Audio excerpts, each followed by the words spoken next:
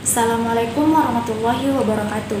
Perkenalkan, nama saya Andianil Maksura Bima PM dengan NIM 601001254, kelas 4C, mata kuliah Sistem Perancangan Tapak. Di sini saya akan melanjutkan penjelasan tentang studi kasus pada lingkup Sulawesi Selatan pada chapter 6. Di sini saya mengambil tentang arsitektur Jengki. Latar belakang arsitektur Jengki merupakan sebuah karya besar yang terlupakan. Gaya ini merupakan modifikasi dan bukan tahap lanjut dari gaya arsitektur, yaitu arsitektur kolonial Belanda. Orang awam melihat dari sisi bentuknya yang ditandai dengan unsur miring, seperti atap yang tidak menyatu pada puncaknya, tembok depan atau gevel miring, memiliki lubang angin atau roster, dan elemen bangunan yang lain.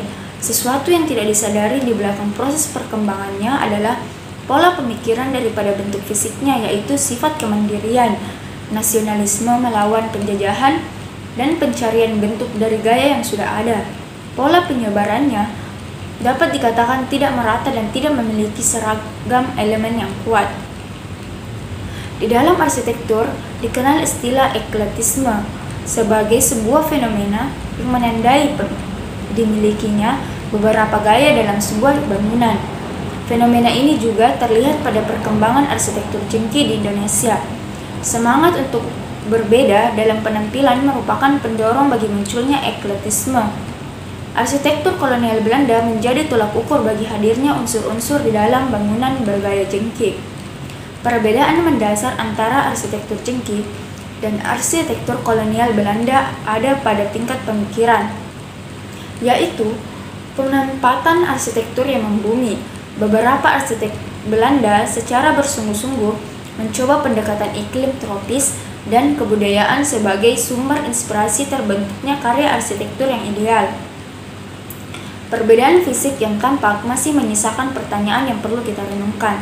Walaupun dari eksplorasi desain, terutama dari pendekatan iklim tropis, arsitektur Jengki belumlah sekritis para pendahulunya, yaitu arsitektur kolonial Belanda. Namun, hal ini tidak mengurangi arti penting yang dikandungnya. Sebagai sebuah karya bangunan, arsitektur Jengki merupakan sumber inspirasi dan contoh yang tidak dapat diabaikan. Sejarah singkat kemunculan arsitektur Jengki. Sejarah perkembangan arsitektur di Indonesia di era tahun 1950 sampai 1960-an diwarnai dengan hadirnya sebuah gaya yang dikenal dengan nama arsitektur Jengki. Penampilan yang unik menjadikannya berbeda dari arsitektur kolonial Belanda sebelumnya. Kehadirannya merupakan jawaban langsung terhadap tantangan yang dihadirkan dan diwarnai dengan semangat zaman di masa lampau. Istilah arsitektur Jengki mulai dikenal sebagai salah satu model arsitektur yang cukup berperan pada masanya dan dianggap sebagai salah satu bagian dari sejarah perkembangan arsitektur di Indonesia. Konsep arsitektur Jengki di Ciliwung contohnya.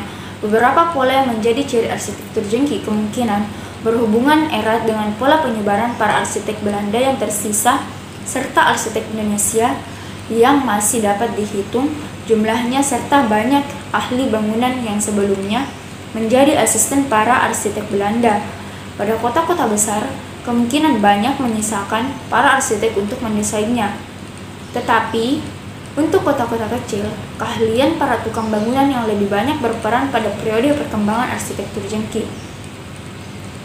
Sebagai sebuah karya arsitektur, arsitektur Jengki memiliki beberapa perbedaan dengan arsitektur kolonial pada umumnya. Menurut Joseph Prijotomo, karakter arsitektur Jengki ditandai salah satunya dengan kehadiran atap pelana. Tidak seperti rumah tinggal pada umumnya, atap pelana pada rumah bergaya Jengki memiliki perbedaan tinggi atap. Biasanya kemiringan atap yang berbentuk tidak kurang dari 35 derajat. Adapun ciri-ciri arsitektur Jengki. Yang pertama itu atap yang tidak lazim.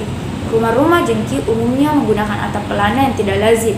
Banyak yang atap berupa patahan dengan perbedaan ketinggian yang kemudian diselipkan ventilasi sebagai media pembuangan panas pada atap. Yang kedua yaitu beranda. Keberadaan beranda atau teras merupakan elemen mutlak dalam arsitektur. arsitektur tropis. Juga disadari oleh para arsitek jengki, teras berfungsi sebagai ruang penerima tamu, tempat berteduh, dan tak sedikit sebagai aksentuasi pintu masuk. Yang ketiga yaitu permainan bentuk kusen dan perletakan jendela. Masih dengan semangat antisimetris, bentuk kusen yang simetris, dan permainan letak jendela yang tidak sejajar menunjukkan kesan tersebut. Selain itu, banyaknya bukaan jendela sebagai sarana penghawaan dan pencahayaan yang alami berlawanan dengan jendela rumah sekarang yang semakin lama semakin mengecil.